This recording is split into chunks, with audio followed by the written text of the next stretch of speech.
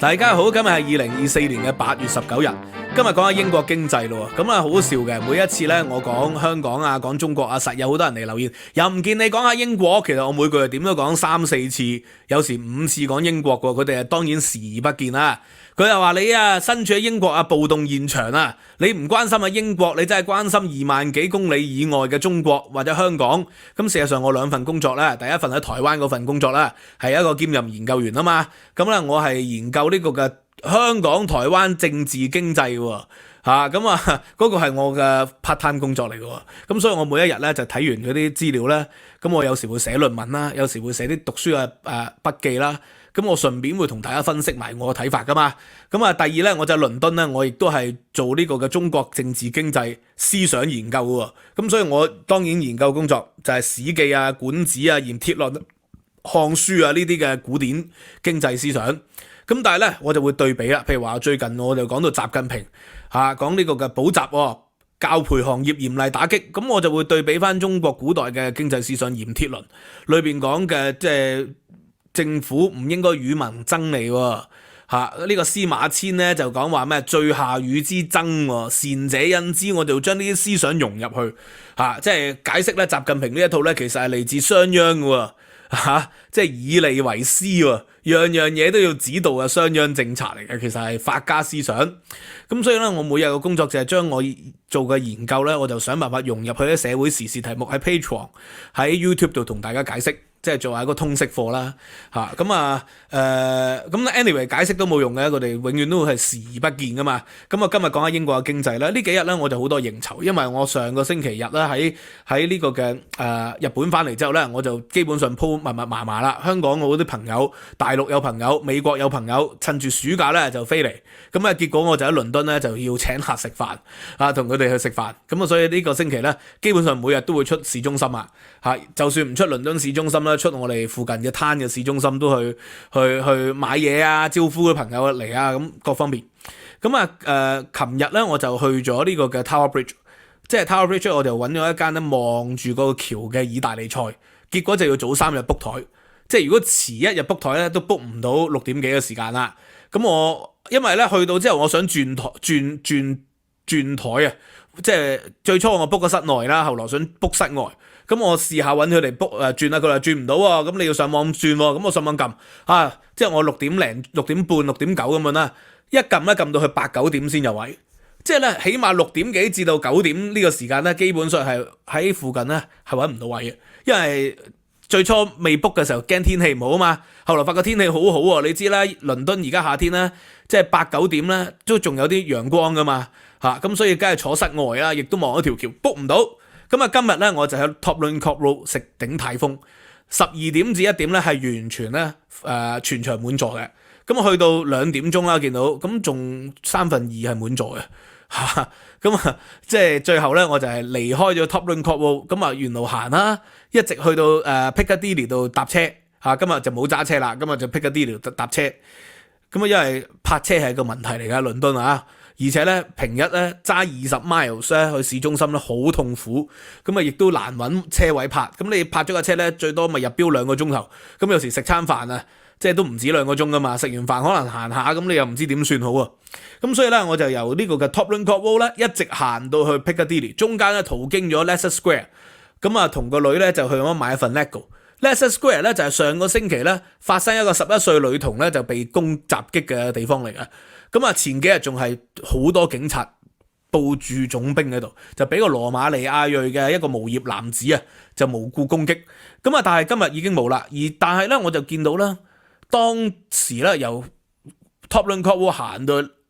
Piccadilly 大概行20分鐘到啦，即係見到係成條街水泄不通居水馬龍尋日都係尋日我食完飯咧喺 Tower Bridge 10點幾行走啲。餐廳、酒吧、食肆門口、室外嘅基本上坐滿嘅，室內可能仲有啲空位啦，但係室外基本上坐滿晒啦所以我琴日個朋友喺香港嚟啦，佢香港都係名人嚟啦，就係話哇經濟香港又話英國點樣差，香港咧自己啲食肆咧就冇晒啦，冇晒人嘅啲鋪頭咧都好多執笠，但係倫敦咧真係人頭湧湧嘅咁我哋睇啲具體數字講下啦。香港咧嗰啲上一季嗰個零售業就負增長3-4%，咁負增長3-4%咧，即係倒退。咁英國咧今個月下個月一定係仲爆炸式上升㗎，因為 Taylor Swift 咧又翻嚟啦。咁尤其是倫敦，咁5月份嘅時候咧 Taylor Swift 效應咧扯高咗英國嘅通脹喎。咁6月、7月就去愛丁堡利物浦佢哋做演唱會啦，嗰啲地方咧就相對人口少啲，影響細啲。咁但係倫敦咧就真係扯高通脹喎，5月份。咁8月可能又會扯高通脹啦，嗰啲餐廳即刻加價嘛，又會呢個咧英國7月份咧嗰個零售業增長係0.5%喎。哇！即係新聞就講到啲人係節衣縮食啦，咁真係有好多人節衣縮食嘅，因為能源危機啊嘛，通脹危機。咁但係如果節衣縮食嘅話，咁理論上應該係零售業係負增長啦，少咗出街食飯，少咗出街買嘢，但唔係零售業係有正增長喎，即係當好多本地人減少買嘢嘅情況底下，但係仍然咧係正增長，咁即係遊客多咗啦。第一，第二咧，真係話本地人減少消費咧，其實就唔係真係想象中咁厲害。窮嘅人可能會減少消費，但係住喺英國英格蘭地區，住喺倫敦咧，減少消費咧，似乎並唔係一個喺市道上咧可以反映到出嚟嘅情況。咁所以今日咧實拍咧同大家睇下倫敦嘅街頭，你見到咧係幾犀利嘅。咁呢個係第一點啦。第二點咧，啲人成日嘲笑話英國好差喎，冇工業乜都冇喎，冇出口喎。咁英國冇嘢值得自己驕傲。咁但係咧啱啱咧英國嘅就業大臣啦，呢個經濟商業大臣就去咗呢個墨西哥，咁發布咗一個新嘅資訊喎。呢個新嘅資訊係咩咧？哇！即係呢個嘅400個 billion 咧，喺2022就係乜嘢咧？就係英國嘅對外 service 嘅出口呢個服務業出口。英國服務業出口即係譬如話咩金融業啦，係咪？呢個長江基建今日都嚟咗上市啦，第二上市。雖然話交投唔係好好，全日可能係講緊10幾萬磅咁，但係都係一個好開始嚟啦，係咪？咁呢個咧出口服務業就譬如話呢個出口服務業睇波啦，係咪？英超聯嘅全球轉播溫布頓網球賽嘅全球轉播，嗰啲周邊嘅產品，咁呢啲咧就係啲出口服務業，律師業、會計呢個法律，咁仲有藝術嘅服務呢個鑑賞名畫嘅服務，咁呢度咧係全球排第2位，就係超越中國喎。呢個出口服務業咧，英國有400個 billion 英鎊咁美國係第1位。英國係第2位啦，咁中國可能咧係排到第3、第4位啦。咁所以英國並唔係一無是處嘅，你見到並唔係一無是處。咁好啦，我每次講到咧香港嘅樓價跌咗幾多咧，啲人就話你唔講下英國樓跌咗幾多，英國嘅樓跌咗幾多？因為咧我上次講咧，我就話我3年前嚟英國買樓，咁3年前喺香港放一層樓，香港放一層樓咧，我後來估價估咧就見到跌咗幾百萬。英國咧，我3年前買一層樓，我英國揾人估價啦，又好似升咗20幾個 percent 喎。咁所以一來一回咧，一邊咧輸少幾百萬，一邊咧就賺多咗啲。咁呢個我當時就咁解釋啦。咁有啲人話你唔計匯率，計匯率真係難啊。因為咧3年前咧個匯率咧同上個星期英鎊比咧就3年前高大概 10%， 同今日嘅英鎊比咧就平手喎。咁因為今日嘅英鎊又升咗，所以英鎊咧就不斷咁升跌跌啦，呢個好難計算啦。所以買樓咧你就唔會咧一下子我今日就揾人換，假設揾人換100萬磅，然後買層樓唔會咁樣噶嘛，你梗係100萬磅可能分20次去換嘅喎。咁呢個就係分20次去換咧，就用一個中位數嘅方法降低自己嘅平均成本，當然有可能加重自己平均成本嘅，但係咁樣就可以分散風險啊嘛。所以買樓或者做投資你就唔會一炮過換噶嘛，你一炮過 full pay 俾樓買樓你都分可能20-30次去換英鎊啊，冇人咁蠢一次過換晒英鎊嘅。咁所以咧呢個咧就可以解釋嗰啲人話你唔講下英國嘅樓你10年跌咗幾多錢？咁我睇下英國嘅樓呢10年係跌定係升啦，係咪？同大家睇一睇啦。因為咧英國嘅樓咧過去嘅10年你發覺從呢個嘅2014年開始睇，至今咧升咗75%。咁我今日就要做第一個工作，要解釋點解英國經濟差。而家英國經濟咧雖然咧好似有啲起色，喺2023年底至到2024年嘅年中，即係保守黨最後嗰幾個月，英國嘅經濟係有起色嘅。但係點解會第一，保守黨經濟有起色嘅情況，大家都輸咗大選啦。第二咧就係解釋下咧，雖然話有起色，但係仲未回到疫情前，因為舊年英國嘅經濟係負增長啊。疫情嘅時期當然係負增長啦。舊年咧係受俄烏戰爭影響喎，英國嘅經濟係負增長，陷入咗嚴重嘅能源危機喎，好多人俾唔起能源費喎，咁啊節衣縮食喎。咁但係英國經濟差，又脫歐，但係英國嘅樓過去10年咧，英格蘭為例升咗75%，由2014年咧平均樓價咧係呢個嘅20萬磅3000元，升到去而家嘅31萬磅，今年預計再升2%，咁啊即係呢個嘅升咗，即係如果你10年前買20萬磅，而家就變成咗30幾萬磅。當然倫敦就買唔到呢咁平嘅樓啦，係咪？20萬磅可能 studio 都買唔到啊，咁但係你好多坊間郊外郊野嘅地方10幾20萬磅就有噶啦嘛。咁啊，但係點解經濟咁差都仲可以升呢？咁呢個當然咧就係因為需求問題啦。呢個剛性需求，剛性需求咧就係導致到英國嘅樓咧過去10年不斷升嘅主要原因，就係因為移民咧不斷湧入。咁啊難民你話已經多啦，一年就8萬幾人啦，咁啊10年就過百萬。咁但係難民啊，即使入咗籍都唔會買英國嘅樓啊。係有嘅，咁有好多難民咧做 Uber 司機啊，勤勤力力啊，咁最後咪買一層可能10零20萬磅嘅樓都有。但係呢啲唔係主力啦，主力係咩咧？主力真係一啲嘅經濟移民。過去嗰10幾年咧，保守黨咧銳意話減少啲經濟移民。咁啊，英國唔夠人嘅咧，係唔夠基層嘅工人，但係經濟嘅移民係不斷湧入嘅，尤其是譬如話讀書嘅移民啦。保守黨喺執政嘅晚期咧，就打擊啲讀書移民嘅家屬嚟啦。但係嗰啲係有錢喎，嚟倫敦大學或者嚟其他嗰啲大學 Bristol 啊、Southampton 啊，讀個碩士，咁讀個碩士都要使3幾萬磅喎，仲未計住屋喎。咁雖然咧，你讀咗個碩士就可以搞埋屋企人嚟，佢哋好多就係咁樣嘅，就搞埋啲未成年嘅子女，搞埋個太太過嚟，咁啊未成年嘅子女又可以喺度讀書，咁你投資3幾萬磅，咁佢有呢個福利，咁佢好好喎。咁但係咧，佢哋咧其實嗰啲人係有啲錢嘅喎，嗰啲好多嚟自中東啊、北非啊，或者嚟自呢個嘅印度咧，有啲錢喎，最後咪買咗層樓咯。咁所以呢一啲嘅需求咧推高咗，加上海外嘅人士嚟英國嘅置業啊，需求亦都係有嘅。咁你見到喺倫敦都起好多高樓大廈啦。嗰啲奧運村附近啊、O2 附近啊，還是喺呢個嘅Battersea啊嗰啲地方咧，都起咗好多高樓大廈，好多海外嘅人士嚟置業，咁嗰啲又會推高咗樓價。咁啊，加上過去10年咧，大部分時期都低息啦，呢幾年高息啦，但係英國嘅樓價冇因為高息而跌，係舊年咧就係因為經濟唔好，真係跌咗0.幾個%，但係今年完全已經喺第一季咧係恢復翻舊年跌咗個地方。咁啊，所以其實英國嘅經濟咧就並唔係真係咁差喎。咁但係第二個問題啦，保守黨啊經濟喺恢復嘅情況底下，點解會輸掉大選呢？你睇下喺2023年咧，英國嘅經濟係負增長啦。咁呢個係輸大選嘅其中嘅原因，就係因為咧3年啊就換咗3個首相啊嘛。呢個就係 Boris Johnson 落台，即刻卓慧思44日又落台，又變咗辛偉誠。大家覺得保守黨係太過兒戲啦對於呢個嘅黨爭內鬥係擅長，對於搞經濟咧，舊年咧就係一塌糊塗喎。但係今年咧，辛偉誠坐穩咗之後咧，侯德偉即係作為財相咧，其實係搞經濟搞得唔錯嘅。今年咧第一季係 G7 裏邊經濟最好嘅，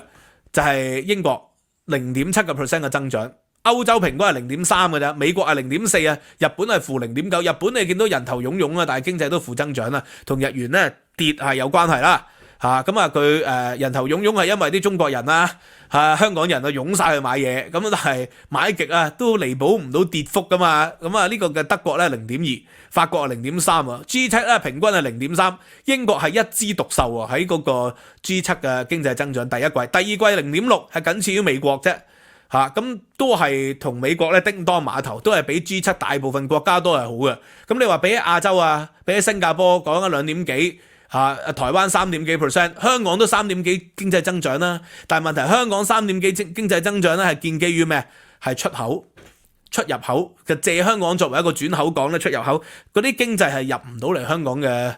市民口袋噶嘛。而香港嘅結業潮、執笠潮呢個嘅清零，咁移民外流各方面咧就係無可逆轉啦。咁所以咧，香港你呢幾年嘅樓價跌得咁深，咁當然你話如果你係70後啊、60後、50後，你一早買咗樓嘅，咁你就覺得冇乜問題啦。你一早買咗樓，你90年代買幾十萬80年代買海怡半島100萬。咁啊，到後來升咗1000萬，而家跌翻變咗600萬，你都覺得冇乜嘢噶。好似今日九龍塘一個單位咧，就係650萬啦賣出，原業主持貨49年喎，咁冇嘢噶，係咪啊？即係50年嘅樓，咁你咪揸足50年，咁冇嘢噶喎，對你嚟講。但係最近呢10年8載買樓嗰啲人咧，就買親都輸啦嚇，唔單止係輸樓價，輸埋利息喎，因為你過去10年你供嘅大部分供利息噶嘛。你輸咗樓價跌咗幾百萬，你又輸咗利息。如果你唔用嗰啲錢嚟做呢個物業投資，你用啲錢嚟做定期或者做其他債券，咁可能咧都有3幾厘息收入啊回報。你冇啊，你攞咗嚟賣樓喎，攞咗嚟賣樓，你又自己還息，然後又要輸埋嗰個樓價，咁所以都係好慘嘅。但係英國買樓就穩定，英國買樓穩定。呢個就係涉及到個問題啦，就係英國個經濟個樓價咁差，但係都升得咁犀利。工黨上台會唔會繼續升呢？而家經濟咧就 predict 咧就工黨上台咧 GDP 咧就會比保守黨執政嘅時期可能講緊0.7咧係好啲，可能咧未來1-2年咧去到1%或者1點幾，甚至乎有機會衝上1.5以上嚟緊嘅經濟 predict 嘅工黨，因為工黨過去慣性嘅執政咧就會加大政府嘅投資譬如話最近就話將鐵路國有化啦，鐵路國有化之後可能就會想辦法借債。改善鐵路嘅一啲嘅規劃，改善鐵路嘅員工加薪啦，罷工罷少啲啦，用呢啲方法去刺激經濟，所以 GDP 咧往往會有增長嘅。咁但係樓價咧，工黨就係銳意要加呢個嘅供應喎，咁但係問題英國唔係話你加供應就加到喎，佢加供應起公屋啫，咁私樓咧供應咧根本係冇咁多工人起樓。所以你加幾多供應都冇用嘅。我喺英國，我呢度附近咧行出去即係揸車揸10零20分鐘咧，就係一個好關鍵嘅一個 M 幾多嘅公路啊。由我搬嚟前睇樓嘅時候已經見到嗰個整路啦，整到而家3年幾都冇整完喎，因為大部分時間咧都冇人整路嘅，佢就係搭咗個棚嘅圍封咗，咁啊嗰度變咗3線變2線，長期塞車。咁但係咧3年大部分時間係冇人整路嘅，即係英國嘅工程就係咁啊！佢通常 set 咗個路障喺度咧就冇人嘅。第一真係冇人，因為請唔夠人手；第二咧就係因為咧喺工黨執政時期咧10幾年前咧就係嗰啲勞工政策太好啦，勞工福利太好，根本咧老細咧喺英國咧好難去炒員工。咁我有啲朋友咧做零售業啦，佢就話：喂，啲員工咧找錯錢啊！你係唔可以鬧佢喎，你鬧佢，佢告你揾工會告你話佢 abuse 你。你亦都唔可以咧叫佢賠錢喎。香港員工找錯錢啊，叫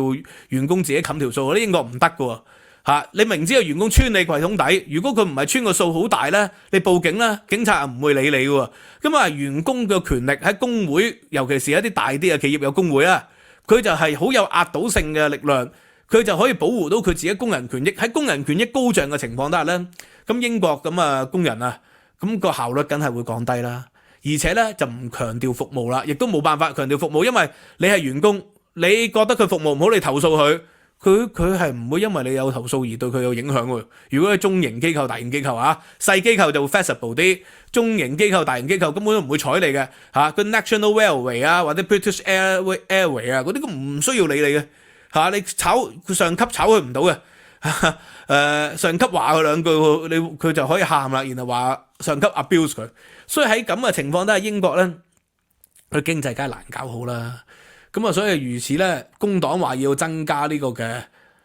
房屋供應，我覺得係難嘅。咁但係而工黨其中一個優先考慮嘅政策就係話會減呢個嘅 stamp duty，就係首次買家置業。咁如果你減首次買家 stamp duty 咧，可能咧就等同嗰個當日咧 Boris Johnson stamp duty holiday 喎，又會刺激啲樓價嘅喎。所以短期我睇咧，未來2-3年英國樓價繼續會上升，長遠好難講啊。工黨上多幾年台之後會點轉，我相信就會可能下跌嘅，因為有錢人雞飛狗走啊嘛。喺舊年保守黨最後一年嘅時期都公布咗啦，呢個英國咧預計工黨會上台啊嘛。所以今年咧，英國嘅有錢人走超過1萬人，係全世界排第2，排第1位嘅就係中國，第2位嘅有錢人離開嘅就係呢個嘅$8萬以上嘅資產淨值就係英國。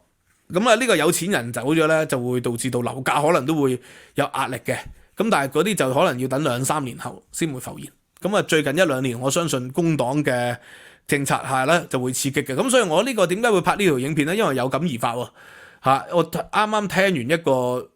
香港移英嘅一個女仔啦，佢做咗媽咪。咁我未聽過佢嘅影片嘅，我頭先做啲資料搜集佢就聽到佢就講緊英國買唔買樓好，租咧就好似抵過買喎。佢話租1,100，買咧就好貴喎，利息又貴係咪？各方面又貴。咁啊我聽完佢個有感，我就覺得我自己嘅睇法啊，我不嬲都係咁諗嘅。如果你買得起就買咗佢，買得起就應該買咗佢，因為你今日借到錢，唔代表你幾年後都借到錢。英國嘅樓咧好難大跌嘅，即係喺過去個歷史數據去睇下。即係歷史數據唔等於將來，好難大跌。佢同香港唔同，香港咧就經歷過好多次大跌㗎啦。97金融風暴大跌，03沙士嘅大跌。英國過去嘅樓咧都好少見到係大跌嘅。咁所以呢個係即係而且咧佢個樓價平啊嘛。你住喺啲鄉郊嗰啲講緊20零萬鎊，咁你即使跌極都有限數嚟嘅。咁但係你買咗自己層樓咧，因為你今日借到錢，你買咗層樓，嘅時期咧，如果你發覺經濟唔好，你咪可以租出去咯，然後自己住細啲。咁但係你唔保證你今日借到錢，你5年後借到錢，10年後借到錢喎，因為你要考慮你嘅工作能力會唔會下降啦，你個行業會唔會被淘汰啦，同埋你個身體係咪健康喎？尤其是我經歷過大病，我明啦，我病咗之後，你叫我再好努力工作，我就好難噶咯。所以呢啲都係即係一個考慮嚟嘅。Anyway， 今日咧就解釋英國嘅經濟，我啊覺得英國嘅經濟本身應該好強勁，因為英國嘅吸引力係好好啦，有好豐厚嘅基礎，法治嘅傳統啊，咁但係最大問題就係英國嘅工人福利工人權益太高漲，所以導致到啲工人咧嗰個工作效率係降低咗。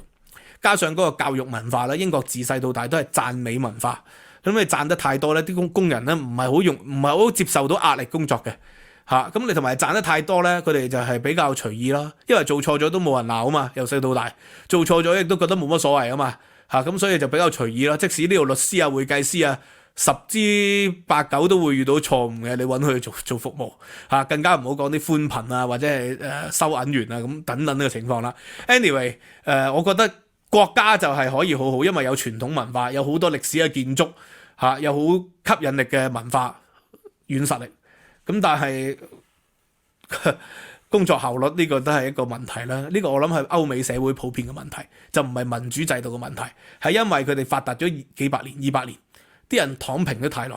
唔講求 work-life balance， 唔係好似亞洲咁996有拼勁或者唔係好似美國咁講 I believe I can fly, I believe I can touch the sky。喺歐洲咧，喺英國咧，英國好啲嘅已經，喺歐洲咧，一般人都冇乜呢啲夢想嘅，因為個稅收制度太高，即係你好難 touch the sky， 你好努力，即係付出100分努力，你只係收穫得30分嘅成果，咁所以好多人唔願意去做啦。咁但係呢啲係社會福利國家啦，即係發達得太耐，啲人就會講福利、講權益，一講福利、一講權益就會加稅，一加稅咧，啲人就會減少動力啦。anyway 今日講到呢度啦，下次繼續講加稅，講美國民主黨。何錦麗又話要加稅咯，將企業稅加到28%。我下次講一講點解美國嗰個民主黨州份同共和黨州份，民主黨州份好似經濟好啲，但係有加稅嘅咧呢個要解釋下。Anyway 今日講到呢度，收費平台 Patreon 咧就有獨家資料，希望大家喜歡啦，拜拜。